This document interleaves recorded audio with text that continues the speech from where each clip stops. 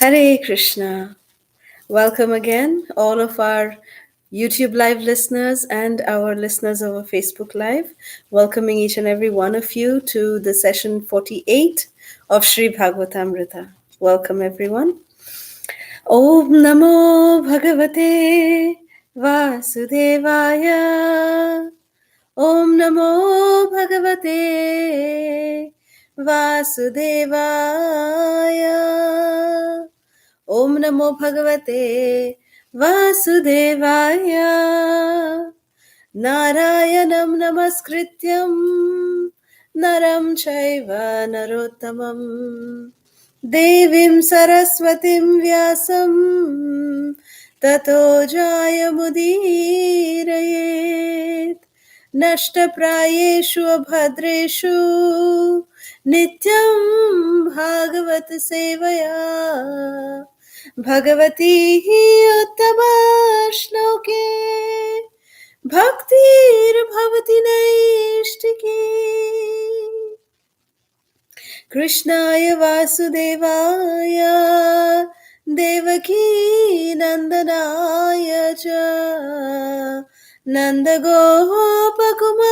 नन्दगोपकुमाराय गोविन्दाय नमो नमः नमः पङ्कजनाभाय नमः पङ्कजमालिने नमः पङ्कजनेत्राय नमस्ते पङ्कजाङ्घ्रये हरे कृष्ण कृष्ण कृष्ण हरे हरे हरे राम राम राम हरे हरे आराध्य भगवान् व्रजेश तद्धाम वृन्दावनम् रम्या काचिदुपासना व्रजवधू वर्गेण वा कल्पिता श्रीमद्भागवतं प्रमाणममलं प्रेमपुमार्थो महान् श्रीचैतन्य महाप्रभोर्मतमिदं तत्र दारानापरः ॐ अज्ञानतिमिरान्धस्य ज्ञानाञ्जनशलाकया चक्षुरुन्मिलितं येन तस्मै श्रीगुरवे नमः नमो विष्णुपदाय कृष्णप्रेष्ठाय भूतले श्रीमते राधानाथ स्वामीनिति नामिने नमो विष्णुपदाय कृष्णप्रेष्ठाय भूतले श्रीमते जयपताक स्वामीनिति नामिने नमाचार्यपदाय निताय कृपा प्रदायिने गौरकथा धामदाय नगरग्रामतारिणे नमो विष्णुपदाय कृष्णप्रेष्ठाय भूतले श्रीमते भक्तिवेदान्त स्वामीनिति नामिने नमस्ते सारस्वती देवे गौरवाणी प्रचारिणे निर्विशेष शून्यवादी पाश्चात्य देशतारिणे जय श्री कृष्ण चैतन्य प्रभु नित्यानंद श्री अद्वैत गदाधर श्रीवासदि गौर भक्त वृंद हरे कृष्णा कृष्ण कृष्ण हरे हरे हरे राम राम राम हरे हरे मुखं करोति वाचालं पंगुर्लंघयते गिरिं यत्कृपातमहं वन्दे श्रीगुरुं दिनतारिणं परमानन्दमाधवं Sri Chaitanya ईश्वरम् Hare Krishna, again welcoming all of our wonderful viewers over YouTube Live and Facebook Live. Welcome to session 48 of Sri Bhagavatamrita. And before we proceed, we'd like to announce our participants for the quiz session from yesterday, which is session 47. From YouTube, we'd like to congratulate Geeta Varadarajan Mataji, Vijayata Arora Mataji, Hari Krishna Maddali, Vrindavani Mataji, Shweta Manjari Mataji, and Shweta Suryanarayanan Mataji. Congratulations to all of you. And from Facebook, we'd like to congratulate Meena Mataji, Ranjani Gopika Mataji, Shweta Mataji and Barshana Chitra Mataji.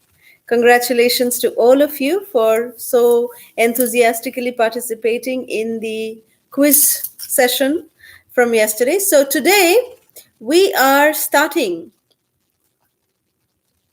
Canto 9 of Srimad Bhagavatam, the ninth canto. It seems just yesterday we started with the first canto, and today we are here at the ninth canto.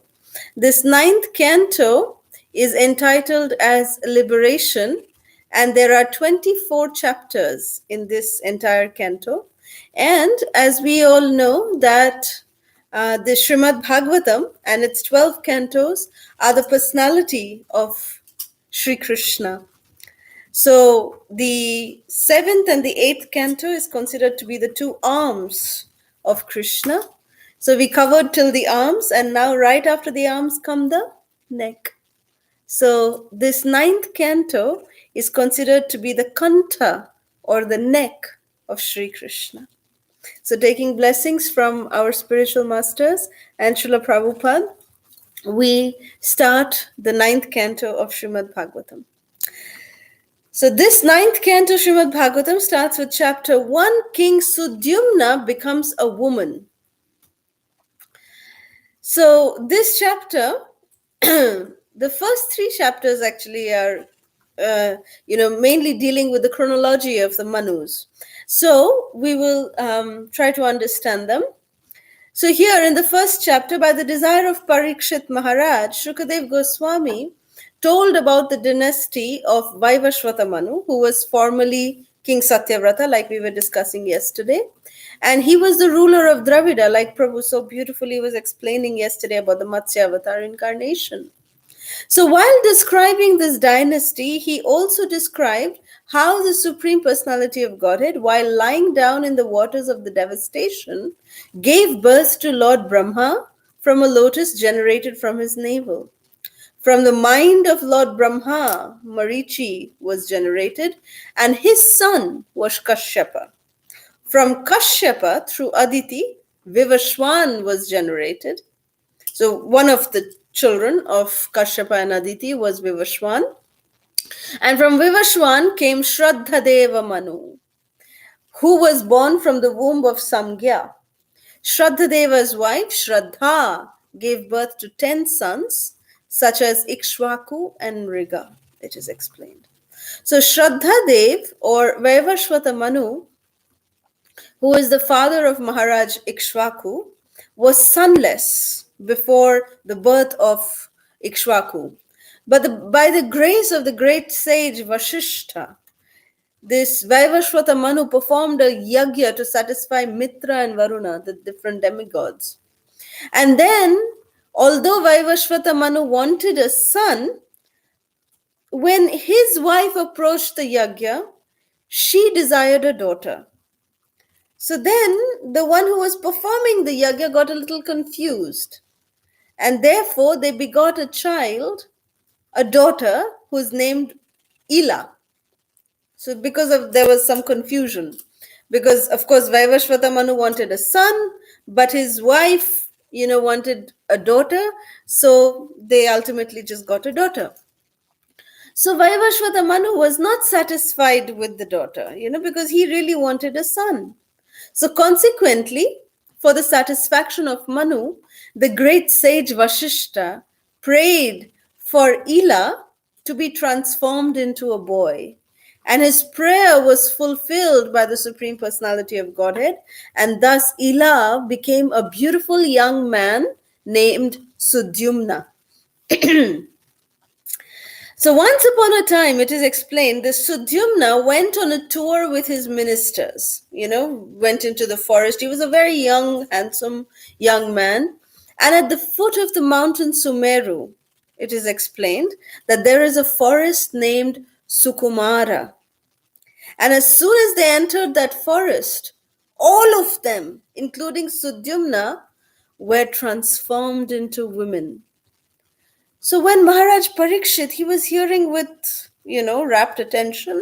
And when Shukadev Goswami said this, Parikshit Maharaj inquired from Shukadev Goswami that what was the reason of the transformation of Sudyumna and his ministers? Why did they become ladies? So in text 28, they inquire that what happened? What was so special about that forest? So in response, Shukadev Goswami said from text 29 to 33, he answers that Lord Shiva actually, in this forest a long time ago, in this very forest which is named as Sukumara in the Sumeru mountains, he was actually being intimate with his wife Parvati Devi. And at that moment, some sages came to visit Lord Shiva. And Parvati Devi was very embarrassed. And seeing her embarrassment and the embarrassment situation, the sages immediately left from there. But it is explained in text 32 of this chapter that it said that thereupon, just to please his wife, Lord Shiva said that any male entering this place shall immediately become a female. So because, Parvati Devi got a little embarrassed, so just to appease her, just to please her, satisfy her, Lord Shiva made this a declaration that any male who would enter this forest Sukumara would become a female. So Shukadev Goswami described how Sudyumna, he became transformed into a beautiful woman, and then in that forest when she was roaming around as a woman, she accepted Buddha, it is explained, who is the son of the moon, not S-U-N of the moon. He is the Putra, means the son, the child of the moon, as her husband, and had a son named Pururava. So by the grace of Lord Shiva, Sudyumna received the benediction that he would live 1 month as a woman and 1 month as a man. Now, this is sometimes a little difficult for us to understand, that how is this kind of thing even possible? So Srila Prabhupada explains in the purport. He says very beautifully that, see, ultimately we are not this body. Whether it be in the covering of an animal, whether it be the covering of a man or a woman, it doesn't matter. We are all eternal living entities, part and parcel of the Supreme Personality of Godhead. We are all Atma, spirit, soul. So it is not so difficult to understand that by the grace of Param Vaishnav Lord Shiva, that such an arrangement was made for Sudyumna, that for 1 month he would stay a woman, and for 1 month he would stay a man. It's not so difficult to understand. That's what Srila Prabhupada explains this as. And it explains that Sudyumna had 3 beautiful sons named Utkala, Gaya, and Vimala, who were all very, very religious. And he then, after a few years, he entrusted his kingdom to his sons, to Pururava, and took the order of Vanaprastha life. So Pururava is the son who he begot from Buddha. So this moon god's son, he got Pururava. So Pururava, he handed over the kingdom to Pururava, and he went on to the order of Vanaprastha life, it is explained. That it brings us to the conclusion of chapter 1. And the second chapter is a very short chapter. It is describing the dynasties of the sons of Manu, the different other sons of Manu. So after Sudyumna accepted the order of Vanaprastha and departed for the forest, Vaivashvata Manu, being desirous of sons, worshipped the Supreme Personality of Godhead and consequently begot 10 sons like Maharaj Ikshvaku, all of them who were like their father, like Vaivashvata Manu. And then these 10 sons, what were their generations? What was, who they got married to, how many sons they begot? All of these details is explained in this short chapter. Then comes chapter 3, the marriage of Sukanya and Chyavana Muni.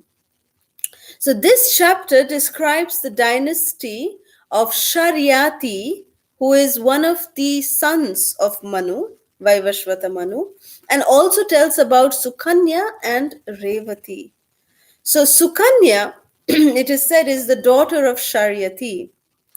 So one day it's explained that Sharyati, along with his daughter Sukanya, she was a very beautiful, very chaste young princess. And they went into the forest, and they were, King Shariati was hunting, and Sukanya with her, girlfriends, she was roaming around in the forest. There, while roaming around in the forest, Sukanya saw two glowing substances within a hole of earthworms. And being very intrigued by that, she took a thorn and pierced those two glowing substances. And as soon as she did this, blood began to ooze out from the hole. It was actually Chyavana Muni who was meditating under the ground. So, as soon as this happened, King Shariati and his companions, it is said that they started suffering from constipation and inability to pass urine. When the king asked why these circumstances had suddenly changed, he found that Sukanya had actually caused this misfortune because of her offense to Chyavana Muni.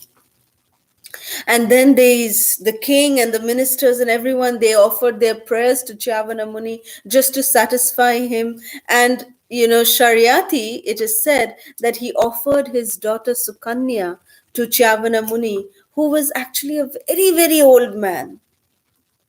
And although Sukanya was offered in charity, in marriage to Chyavana Muni, Sukanya did not protest. She did not say a word for the decision of her father. She very gratefully accepted that, okay, whatever my father says, I will accept it. That was the chastity of Sukanya.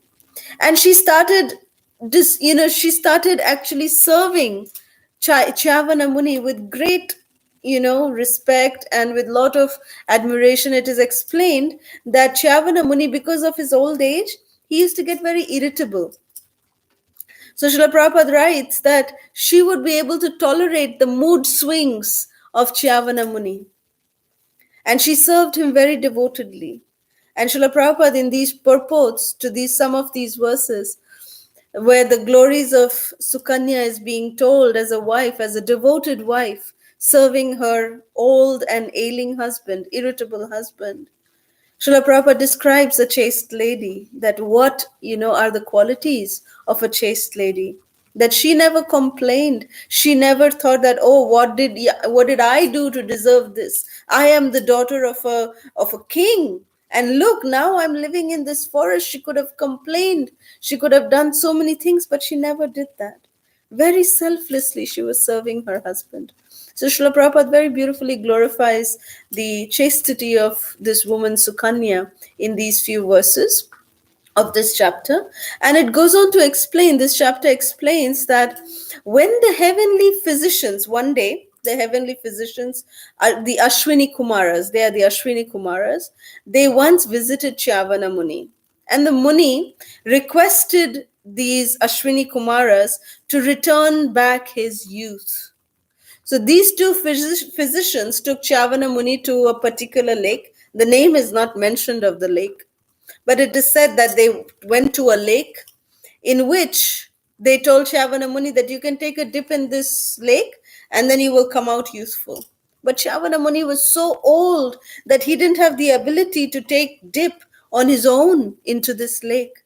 He had to be held by the two Ashwini Kumaras. So all three of them entered the waters of this lake and they came out. And when they came out, they regained, like Chyavana Muni regained his full youth. And Sukanya could not distinguish her husband. It is said that Chyavana Muni became as beautiful as both the Ashwini Kumaras. So she could not say who is her husband. She could not recognize.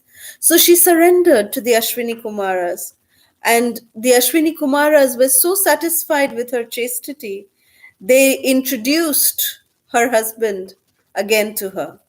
And it is said that, she started staying with Chyavana Muni, very nicely continuing to serve. And one day King Shariati came to the ashram of Chyavana Muni to just visit his daughter. And when he came, he saw that his daughter is sitting with a young, youthful, handsome looking man. And he started criticizing his daughter. And he said that you have disgraced me. You have disgraced my entire kula, my entire lineage. You have disgraced. I gave you in charity to this rishi, and you disgraced me by having another affair with this young man, giving up your husband just because he was old. So Sukanya said, no, no, no, father, this is your son-in-law. And she explained that by the arrangement of the Ashwini Kumaras, how Chavana Muni got back his youthful luster. So father was very, very happy. Sharyati was very, very happy. And it is explained that Sharyati later had three sons named Uttana Barhi, Anartha, and Bhurishena. Anartha had one son whose name was Revata. Revata had 100 sons, of whom the eldest was Kakudmi. And Kakudmi was advised by Lord Brahma to offer his beautiful daughter Revati to Lord Baladev, who is the Supreme Personality of Godhead himself. So Kakudmi's daughter was Revati. So to find a suitable match for his daughter Revati, it is said that Kakudmi took Revati to Lord Brahma's planet. And, Lord Brahma said, well, by the time you came here, you spent some time, your entire kula, everything is gone because of the time difference, from one planet to the other. So now when you go back, Lord Balaram is displaying his pastimes. So then you can there's no other personality in this entire creation for your daughter Revati other than Lord Balaram. She is the eternal consort of Lord Balaram. So like this, Kakudmi actually handed over his daughter Revati to Lord Balaram in marriage. And after doing this, it is explained that Kakudmi retired from family life and entered the forest of Badrikashram to execute austerities and penances. This brings us to chapter 4, which is entitled Ambarish Maharaj Offended by Durvasa Muni. So Ambarish Maharaj it is explained that one of the descendants of Manu, one of the sons of Manu, and their further descendants was King Nabhaga. So text 13 of this chapter says that from Nabhaga, Maharaj Ambarish took birth. Maharaj Ambarish was an exalted devotee, celebrated for his great merits. Although he was cursed by an infallible Brahmana, the curse could not touch him. So then Parikshit Maharaj asked that, why was such a great Brahmana cursed like this by, any person? So then Shukadev Goswami started describing the glories of Ambarish Maharaj. And it is said that in text 18, Shukadev Goswami says, Savai mana Krishna padaravindayor vachamsi vaikuntha gunanuvarnane karau harer mandira marjanadishu shrutim chakara chutasat kathodaye. It is explained that Maharaj Ambarish always engaged his mind in meditating upon the lotus feet of Krishna. Savai mana Krishnara padara vindayor.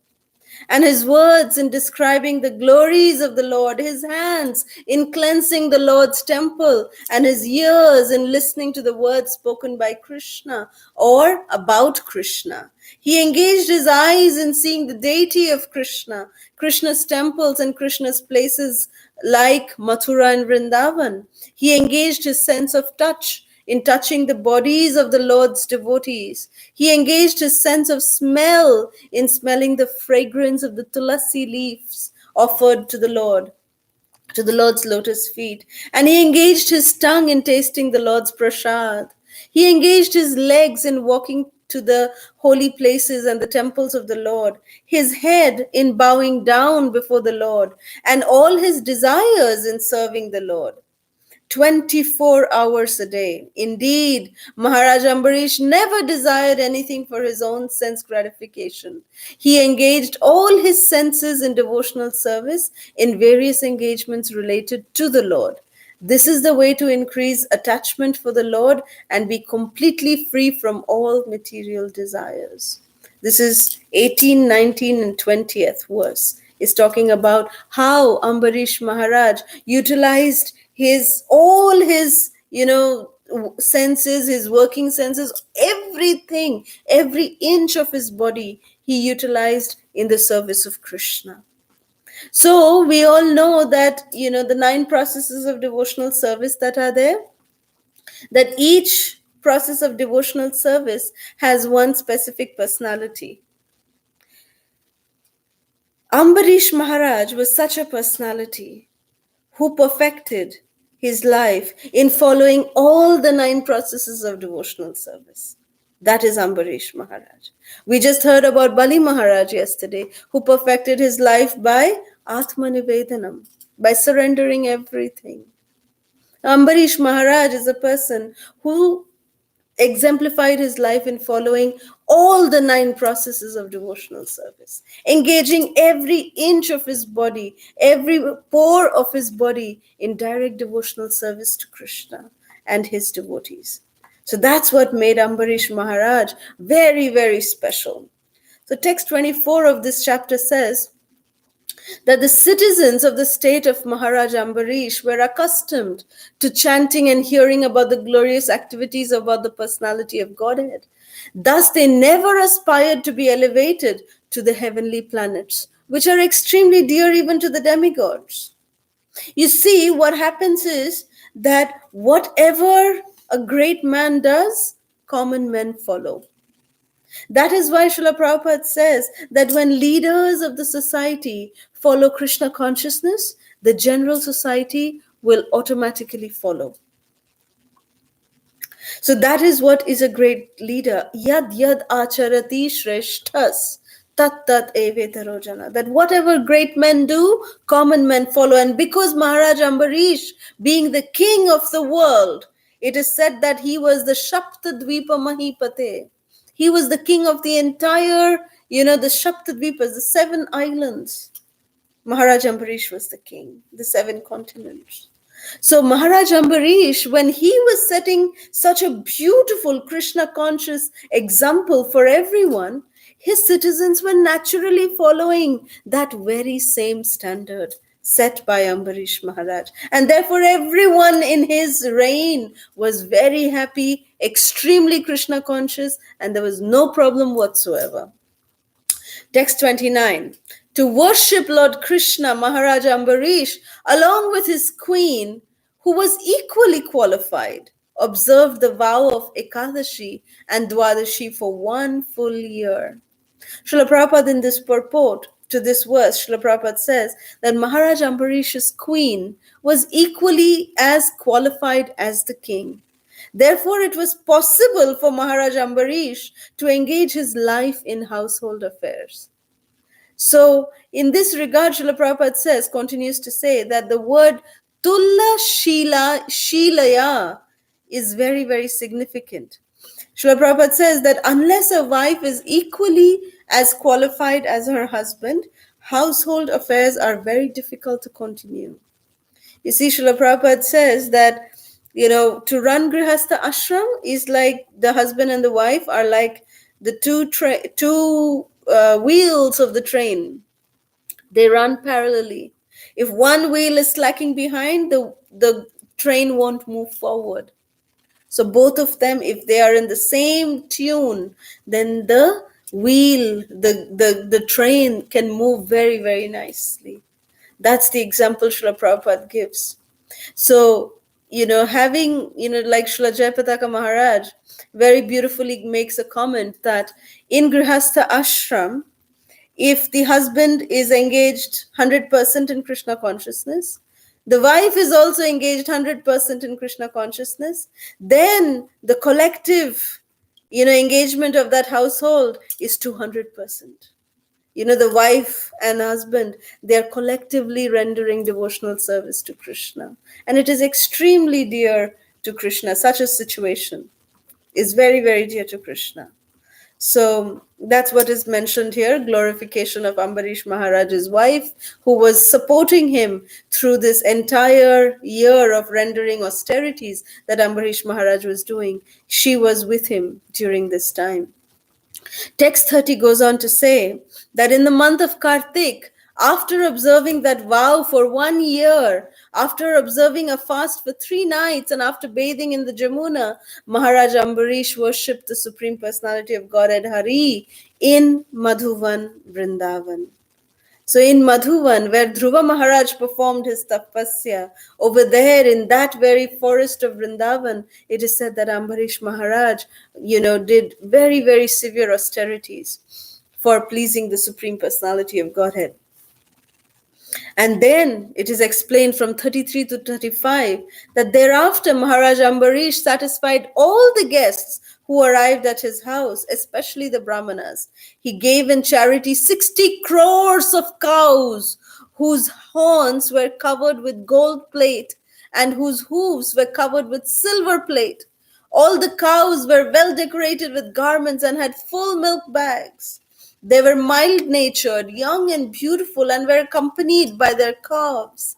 After giving these cows, the king first sumptuously fed all the Brahmanas, and when they were fully satisfied, he was about to observe the end of the Ekadashi, with their permission by breaking the fast. And exactly at that time, Durvasa Muni, the great and powerful mystic, appeared on the scene as an uninvited guest. So Srila Prabhupada uses the word atithi. Atithi means means one who does, tithi means date, and atithi means one who does not follow any date. Means one who comes unannounced, comes uninvited. So that's why it is said that atithi devo bhava. That's Vedic culture, that we treat such guests as being the direct representatives of Krishna. So it is explained that how we see here in text 33 to 35, how Ambarish Maharaj broke his fast. He gave in charity 60 crores cows. Can we imagine 60 crores of cows? Each of them, had gold-plated horns, silver-plated hooves. Such opulence. So it doesn't mean that when we do Ekadashi and when we have to break our fast on Dwadashi, that we have to also give 60 crore cows. That was the ability of Ambarish Maharaj. So therefore, whatever is our ability, to the best of our ability, we must give in charity to Brahmanas and Vaishnavas. And then we break our fast. That is most pleasing to Krishna. This is the procedure to break the fast. So text 36 goes on to explain that after standing up to receive Durvasa Muni, King Ambarish offered him a seat and paraphernalia to worship. Then sitting at his feet, the king requested the great sage to eat. And text 38 says that, actually right after he says that you should eat, Durvasa Muni says, well, before taking prasad, I would like to go and take bath in the Jamuna. Let me go and do that. So then he went off to take his bath in the Jamuna. But in the meantime, text 38 says, in the meantime, only one muhurta, only a muhurta of the Dwadashi day was left on which to break the fast. Consequently, it was imperative that the fast be broken immediately. In this dangerous situation, the king consulted with the learned Brahmanas. So it is said that we may be doing Ekadashi Vrata, but if we don't break our fast within the muhurta of the Parana on the next day, then our Ekadashi Vrata is futile. So there was only one muhurta for remaining for Ambarish Maharaj to break his fast. So text 40, Ambarish Maharaj himself says that I shall break the fast by drinking water. In this way, after consulting with the Brahmanas, the king reached this decision. For according to Brahminical opinion, drinking water may be accepted as eating and also is not eating. So, because Ambarish Maharaj has been doing Nirjal Vrata, so he said that, okay, if you just drink water, it is like, breaking the fast, but it is not dishonoring Durvasa Muni, who has not yet eaten. So how could the host eat anything before the guest eats? So he was not violating any code, but at the same time keeping up his vrata also. So text 41 says, O best of the Kuru dynasty, after he drank some water, King Ambarish, meditating upon the Supreme Personality of Godhead within his heart, waited for the return of of Durvasa Muni. Text 42, after executing the ritualistic ceremonies to be performed at noon, Durvasa Muni returned from the banks of the Jamuna, and the king received him well, offering all respects, but Durvasa Muni, by his mystic power, could understand that the king Ambarish had already drank water without his permission. Durvasa Muni could figure it out. So text 43 says that still hungry, Durvasa Muni, his body trembling, his face curved and his eyebrows crooked in a frown, he angrily spoke as follows to King Ambarish, who stood before him with folded hands. Text 45, Durvasa Muni is saying, Maharaj Ambarish, you have invited me to eat as a guest, but instead of feeding me, you yourself have eaten first. Because of your misbehavior, I shall show you something to punish you. This was the way he was expressing his anger. And how was Ambarish Maharaj taking it?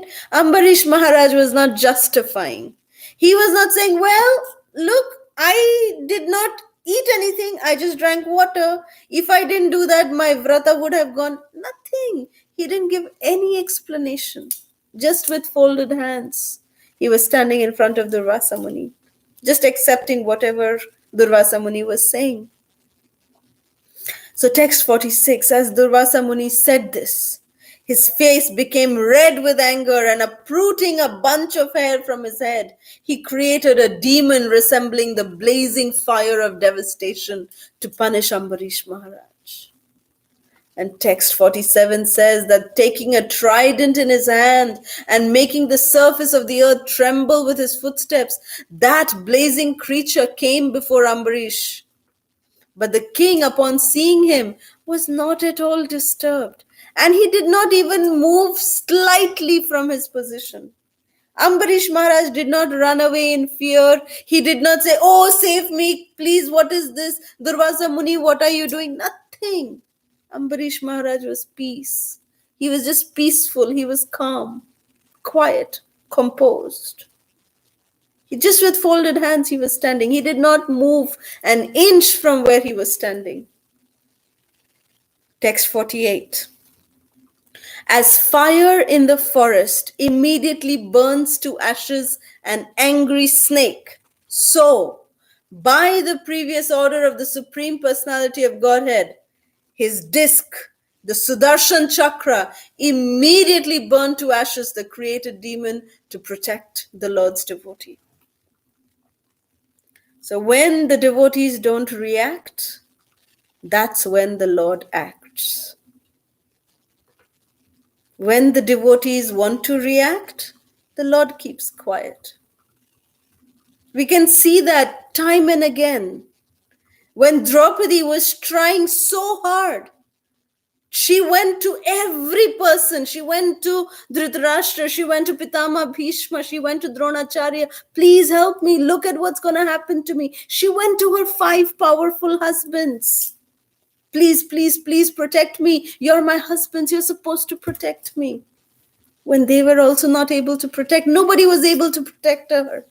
Then she tried when Dushasana was pulling on her garments.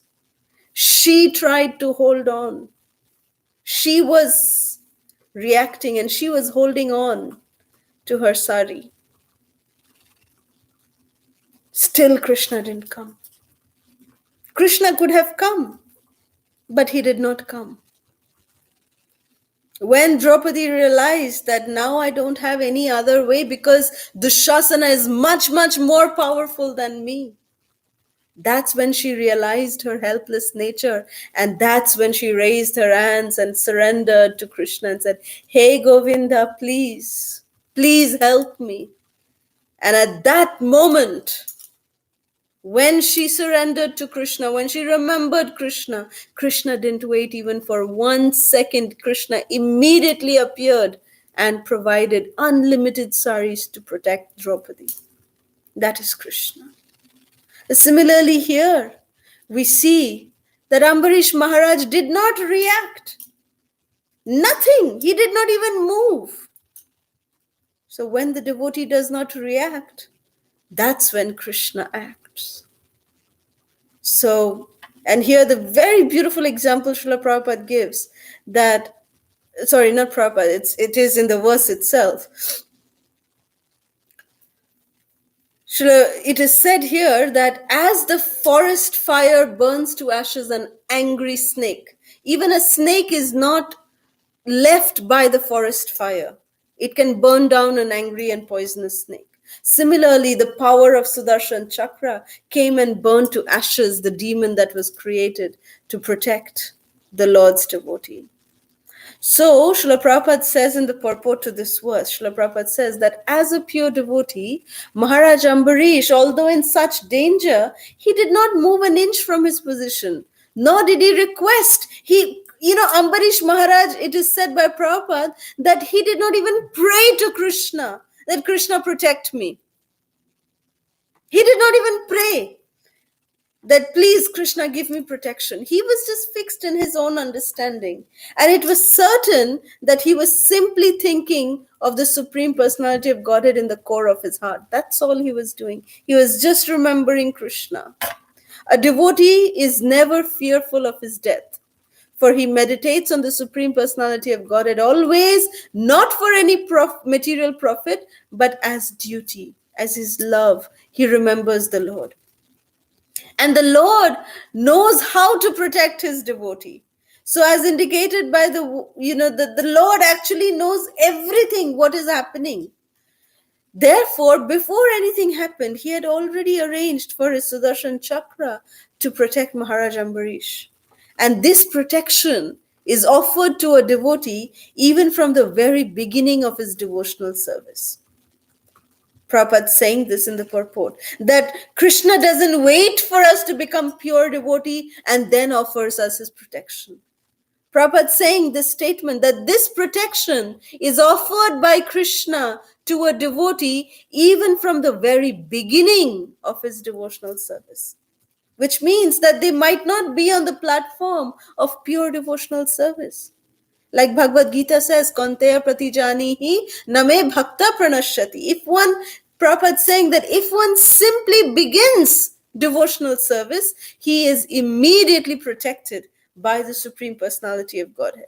This is also confirmed in the Bhagavad Gita in the 18th chapter, where Krishna is saying, Aham tam sarva papebhyo mokshashyami masucha. That you don't be afraid, I will protect you for sure. That protection, Prabhupada saying, that it begins immediately. The Lord is so kind and merciful that he gives the devotee proper guidance and all protection, and thus the devotee very peacefully makes solid progress in Krishna consciousness without outward disturbances. So this is how, Srila Prabhupada is giving assurance again and again that we may not be on the platform of pure devotional service, but Krishna's protection is not dependent on that. Krishna will give protection nonetheless, even if we are not on the platform of pure devotional service. So text 49, upon seeing that his own attempt had failed, Durvasa Muni's attempt had failed, and that Sudarshan Chakra was moving toward Durvasa Muni now, Durvasa Muni became very frightened and he began to run in all directions to save his life. Text 51, it's saying that he fled everywhere. He fled in the sky, on the surface of the earth, in the caves, in the ocean, in different parts of the three worlds, even to the heavenly planets. But Sudarshan Chakra did not stop following him. And then finally, text 52 says that Lord Brahma was approached. Like Durvasa Muni went to Brahma Loka, to Satya Loka, they're saying that please, please, Lord Brahma, protect me. I've got Sudarshan on my back. Please help me. And Lord Brahma said, sorry, I don't have any potency to protect you from the Supreme Lord's weapon. That is the Supreme Lord's weapon. I can't do anything. So when Durvasa Muni got rejection from Lord Brahma, he then went to Kailash, to Lord Shiva. Text 55 explains that he goes to Kailash, and there in text 56, Lord Shiva is saying, my dear son, neither me nor Lord Brahma nor anyone in this universe can give you protection. I'm sorry, we are helpless. We just can't do anything for you. So text 60. Thereafter, being disappointed even in taking shelter of Lord Shiva, Durvasa Muni then finally went to Vaikuntha Dham, where the Supreme Lord Narayan resides with his consort, the goddess of fortune. And text 61 says, Durvasa Muni, the great mystic, scorched by the heat of Sudarshan, fell at the lotus feet of Lord Narayan. His body was trembling, and he spoke as follows. He said, O infallible, unlimited Lord, protector of the entire universe, you are the only desirable objective for all devotees. I am a great offender. My Lord, please give me protection. So text 62 again, he's saying, Oh my Lord, O Supreme Controller, without knowledge of your unlimited prowess, I have offended your dear most devotee. Very kindly save me from the reaction to this offense. You can do everything. For even if a person is fit for going to hell, you can deliver him simply by awakening within his heart the holy name of your Lordship. This is the way Durvasa Muni glorifies the Supreme Lord in these two verses. That he says that, my Lord, you can do anything and everything you can do. Even if a person is going to hell, you can deliver him simply by awakening him within his heart the desire to chant the holy name. So what does Lord Vishnu reply? Let's see. Text 63 to 71, to the end of this chapter, Lord Vishnu is glorifying his devotee. And text 63 starts with one of my most favorite verses. It's a very, very important verse in the entire Srimad Bhagavatam. This is text 63 of chapter 4, canto 9. Shri Bhagavan Vacha Aham Bhakta Paradhino Hi Ashwantara Iva Dvija साधुभिर्ग्रस्त हृदयो भक्तैर्भक्त जनप्रियः. The Supreme Personality of Godhead said to the Brahmana, I am completely under the control of my devotees. Indeed, I am not at all independent. Because my devotees are completely devoid of material desires, I sit only within the course of their hearts. What to speak of my devotee? Even those who are devotees of my devotee are very, very dear to me. Bhakter Bhakta Janapriya. So this is how Krishna is saying, Aham Bhakta Paradhina, that I am subservient to my devotees. That you are saying that I can do everything. Yes, I can do everything, but not when my devotee is offended. If you offend my devotee, you may do any number of sinful actions. I will counteract all of them. My holy name has the power to counteract every sinful activity that you can ever commit. এক হরিনামে এত পাপ ধরে কোনো পাপীর সাধ্য নাই তত পাপ করে. There is a saying that the holy name has such potency that it can absorb the sinful reactions, that no papi has ever committed that much amount of sin. Harinam can actually take out and absorb that much sin. That is the potency of the Mahamantra. But Lord Vishnu says that But when it comes to my devotees, if my devotees are hurt, then I will not do anything for them. To such people, I cannot do anything. I am helpless because I am Bhakta Paradhin. And not just who are my devotees, those who are devotees of my devotee.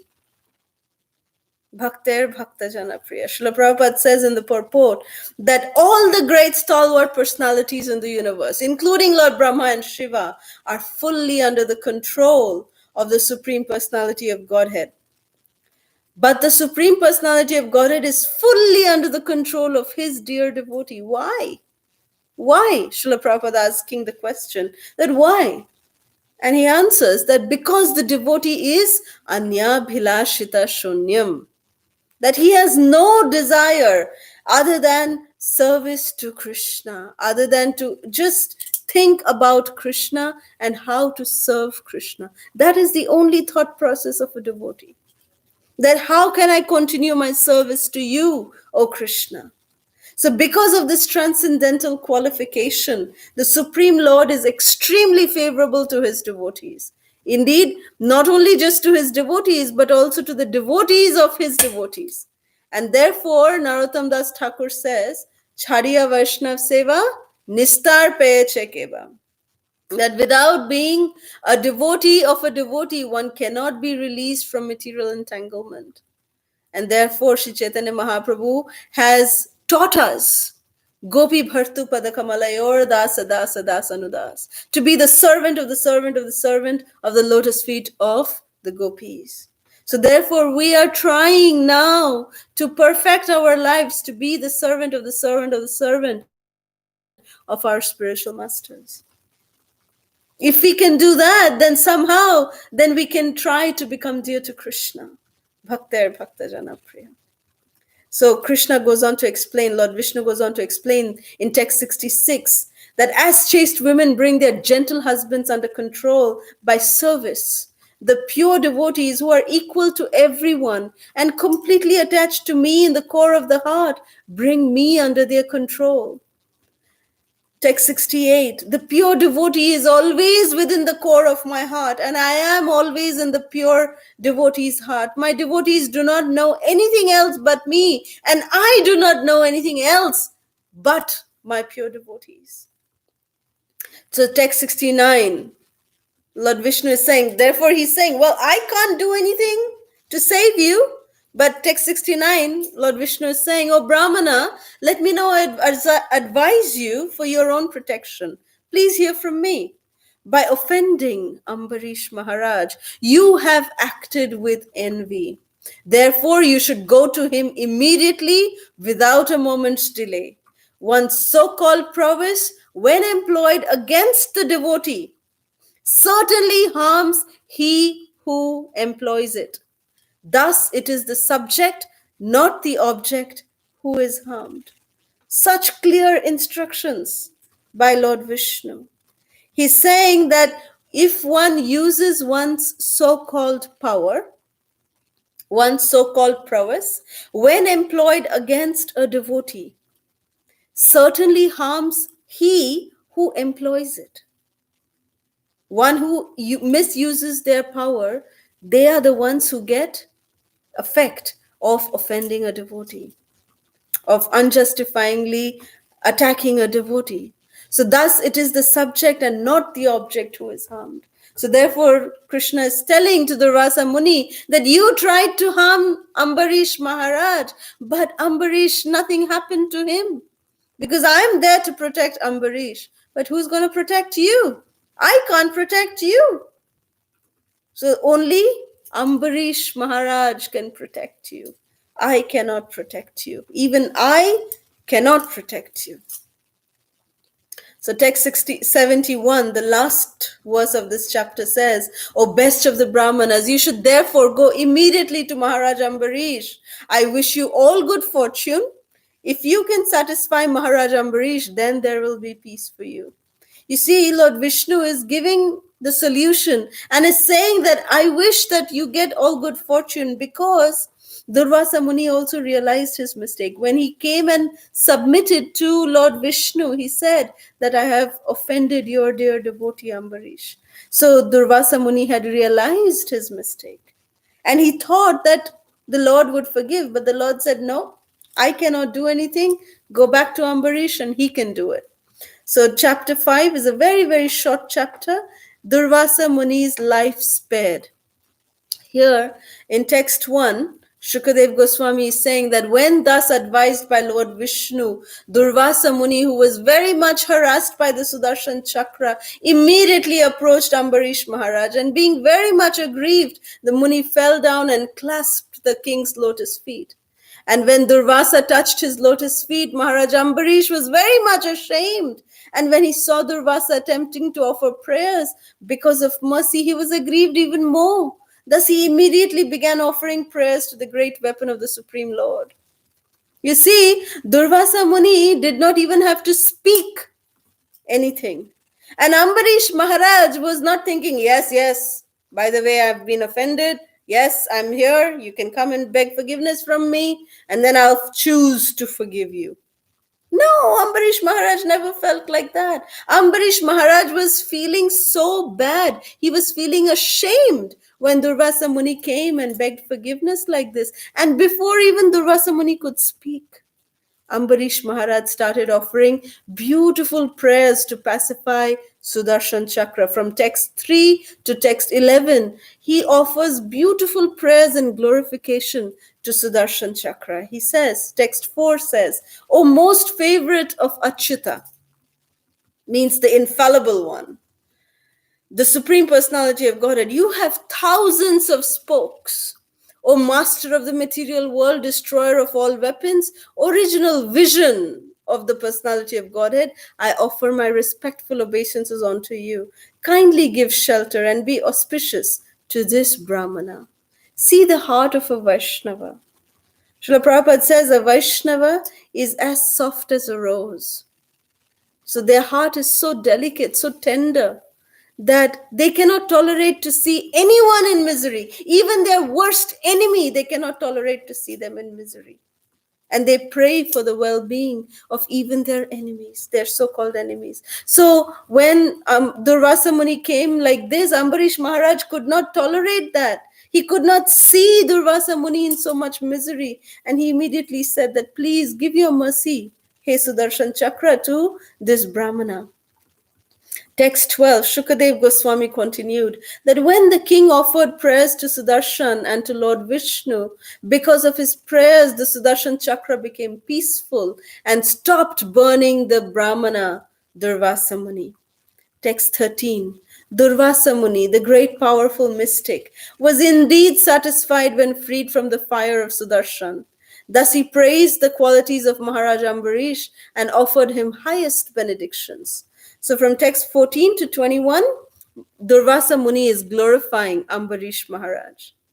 So text 14 says, Durvasa Muni is saying, my dear king, today I have experienced the greatness of devotees of the Supreme Personality of Godhead. For although I have committed an offense, you have prayed for my good fortune. Srila Prabhupada says that a devotee never has ill intent towards anybody.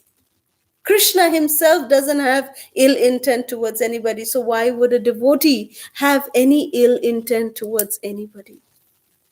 So Durvasa Muni is speaking out of realization because he's experiencing it that Ambarish did not, although Durvasa wanted to kill Ambarish Maharaj, but Ambarish Maharaj did not have any kind of animosity towards Durvasa Muni. So text 23 says, Durvasa Muni had left the palace of Ambarish Maharaj, when he ran away from Sudarshan. And as long as he had not returned for 1 complete year, the king fasted and maintained himself simply by drinking water. So after 1 year, when Durvasa Muni returned, King Ambarish first sumptuously fed Durvasa Muni. And then he himself took prasad. When the king saw that the Brahmana Durvasa had been released from the great danger, he could understand by the grace of the Lord, he himself was also powerful, but he did not take any credit, for everything had been done by the Lord himself. So there was no pride in Ambarish Maharaj at all. And text 26 says that Shukadev Goswami says that thereafter, because of his advanced position in devotional life, Maharaj Ambarish, who no longer desired to live with material things, retired from active family life. He divided his property among his sons, who were equally as qualified, and he himself took the order of Vanaprastha and went to the forest to concentrate his mind fully upon Lord Vasudeva. So Srila Prabhupada says, as enunciated by Srila Rupa Goswami, a devotee is actually always liberated. You know, the devotee, whether they choose to stay in Vanaprastha life or in Grihastha life or in a life of renunciation, a devotee is always liberated. A devotee like Ambarish Maharaj is always liberated. So Srila Prabhupada quotes from Bhakti Rasamrita Sindhu. He says, Iha yasya hare dasya कर्मणा मनसा गिरा निखिलापि avasthasu jivan mukta sa uchyate. That they are jivan muktas. So Rupa Goswami thus instructs that if one's only desire is to serve the Lord, he is liberated in any condition of life. They have no animosity towards anybody. They are jivan mukta. They are liberated in any state of life. So Maharaj Ambarish, Srila Prabhupada concluding that he was liberated in any condition. Text 27, the glories of listening to these beautiful pastimes is, text 27 says, anyone who chants this narration or even thinks of this narration about the activities of Maharaj Ambarish certainly becomes a pure devotee of the Lord. Jai Maharaj Ambarish ki jai. And the final concluding verse of this chapter, by the grace of the Lord, those who hear about the activities of Maharaj Ambarish certainly become liberated or become devotees without delay. So this brings us to the conclusion of this session. If there's any questions, comments, or reflections, we can take that now. Thank you very much. Srila Prabhupada ki jai. Maharaj Ambarish ki jai. So this is the quiz. Before we take any questions, this is the quiz. We have 7 questions today. First one, what part of the body is the 9th canto of Srimad Bhagavatam? What part of the Lord's body is the 9th canto of Srimad Bhagavatam? Second, who prayed for Ila to become Sudyumna? Third, who is the son of Sudyumna? Fourth, who gave youth to Chyavana Muni? Fifth, which forest did Maharaj Ambarish perform austerities? 6. Who is a Jivan Mukta? 7. What benedictions is given to those who chant or think of this pastime? So, if there's any questions, comments, or reflections, we can take that now. Okay, so I see there's a question from Shamala Gopika. Hare Krishna, for every Ekadashi, this is mentioned like we have to donate to Brahmana and breakfast, but not every time practically to do it, like current situation. Please guide on this. Well, that is true that every Ekadashi we can't give in charity, but, we can try to give at least some Lakshmi, based on our ability, some kind of Lakshmi as a little bit of a charity that we can try to do. And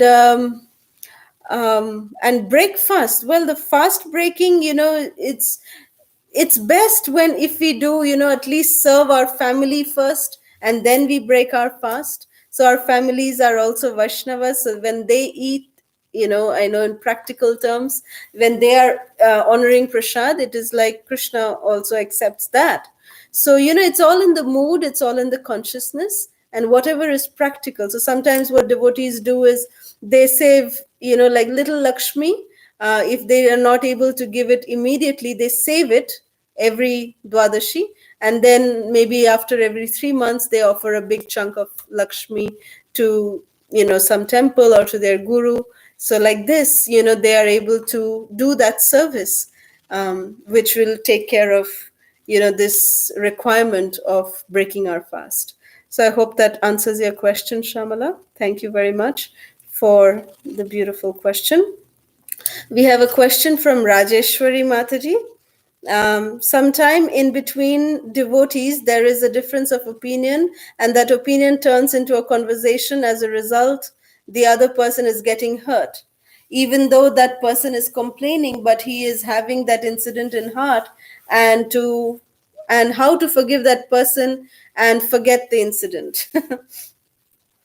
Well, it is nonetheless a very difficult situation, when there is misunderstanding amongst devotees. It is definitely a very difficult situation, but there are many solutions to this.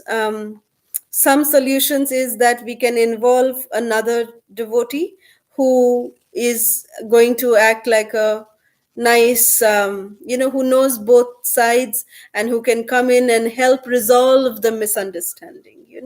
So that is one option that can be taken. And the other thing is that sometimes, whatever we do sometimes doesn't really help. Sometimes, giving space, giving time allows, everyone to heal in that process. So it just is different situations, different options are given based on time, place, and circumstances. This is not that one rule will fit all kind of thing. It is based on different kinds of situations, specific situations. But yes, the best way is to just serve the devotees. When we do not have any kind of, that kind of relationship with anyone, it's better not to engage in such conversations to start with, which we know might go downhill. So we have to be very careful in our dealings with devotees, because as we know from this pastime, that Krishna can forgive sinful reactions, sinful actions, but he does not forgive offenses to devotees. So we must be careful. When we commit offenses to devotees, there are two aspects to it. One is that we offend the devotee is offended. And the second aspect is that Krishna takes offense. It is said that when we say anything or think anything bad about a devotee, it is like we release an arrow and it pierces the heart of Krishna. So that's how much Krishna is affected when devotees are hurt or offended. So there is two aspects to getting, riddance from Vaishnava Aparadh. One is, to go to the devotee, to beg forgiveness from the devotee, and how do we counteract, what the offense that Krishna felt bad. So that can be done when we actually serve the devotee. When we serve the devotee and the devotee becomes pleased, then Krishna becomes happy also. So that's how we, help in doing this particular thing. So I hope that answers your question. Shama Sundar Radha Krishnan. Thank you, Prabhu, for your question. Somehow, if we missed out breaking Ekadashi fasting during the Paran time, what should be done? Better not to miss. But if we have missed, it is considered that, our Ekadashi Vrata is futile. That is what it is said. So, just break the fast nonetheless. But, if we fast for, there are special Ekadashis, especially the Pandava Nirjala Ekadashi and the Ekadashis that fall in the month of Vaishak, the Ekadashis that fall in the month of Kartik. These Ekadashis are very, very special. So anyone who breaks Ekadashi like this, even the Paran time, then if you do these Ekadashis, then it is, like helping in following those Ekadashis. So I hope that answers your question. If there's any more questions. Okay, I see another question from Anju Agarwal ji. Jai Radhe Radhe Anju ji. Hare Krishna, after Nirjala Ekadashi fast, if next morning we can't make Brahman eat early morning but remove his food, dakshina, and send later to them, then break our fast. Is it fine? Yes. Yes, I mean, of course, for practical purposes, yes, that is definitely okay, because generally on the Dwadashi of after Nirjala Ekadashi, it is said that the Paran time is really really small, really less time. So yes, that can be done. However, if you can first feed at least somebody before eating yourself, even if it is your own family, at least somebody in the family, just feed someone before taking the prasad. That is very much recommended, and it is very beneficial. So not immediately taking it ourselves, but just giving someone at least in charity, and then breaking the fast is better to do. So I hope that answers your question, Anjuji. Sudesh Prabhu, is it good to remember the faults a person has done to us? It is difficult to forget the fault. How to forget and forgive such person? Please explain. Well, Srila Radhanath Swami Guru Maharaj, he tells us, which, this thing is always very often told by my Prabhu. He says, Radhanath Maharaj says that there are two things to forget and two things to remember. So the two things to forget is if we are doing anything good for another person, we should immediately forget that. And second thing that we should always forget is anything bad that someone has done to us. We should forget that.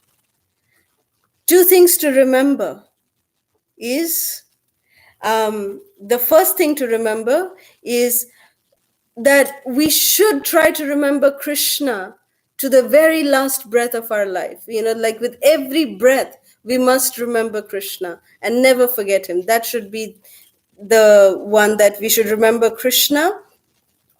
And the second thing that we should always remember is, that every moment try to remember Krishna. So two things to remember, two things to forget. Yes, it is sometimes, the two things to forget is, like, as you said, it is very difficult to forgive someone. Why that thing will ever arise to forgive someone? That's because we have certain expectation from them. We cannot, sometimes when a stranger does something bad to us, we forget that. We don't remember that so much. But if someone very near and dear to us does something bad to us, we cannot forget that, because there is some expectation that is added on to it. So that is the problem, to have expectation. So when we can free ourselves of expectation, then there is no question to forgive nor to forget. It is very easy to do that when we get rid of any kind of expectation. You see, Krishna also desires that we all go back to him. We all go back home, back to Godhead, and serve Krishna. That is Krishna's desire. But that's not what he expects. Because if he would expect that, he would be miserable, because none of us are doing that. So Krishna does not expect that, but he desires that. He makes arrangements so that we can get inspired to do that, so that we can fulfill that desire of Krishna. You see? But the thing is that we need to know where to draw the line between our expectation and our desire.